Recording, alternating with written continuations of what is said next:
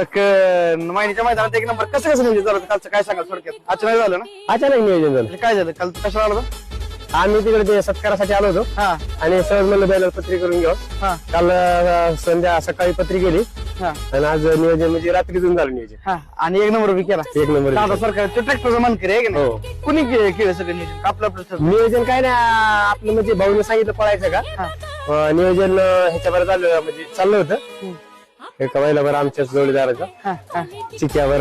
आणि आज कुठल्या तयारीत नव्हता आला नाही हा कुठल्याच तयारीवर नाही हा. ना टांग बिंग काय नाही काय नाही हा हा हा सगळं काहीच नाही आणलं फक्त बैल घेऊन आलो. आज काय नव्हतं आणलं काहीच नुसतं बैल घेऊन आलो होतं. बैल घेऊन आलो अंगावरचं नाही म्हणजे काय आता नाही. फॉर्च्युनरचा मानकरी झाला आता आज 1 लाखाचा ना बैल म्हणजे.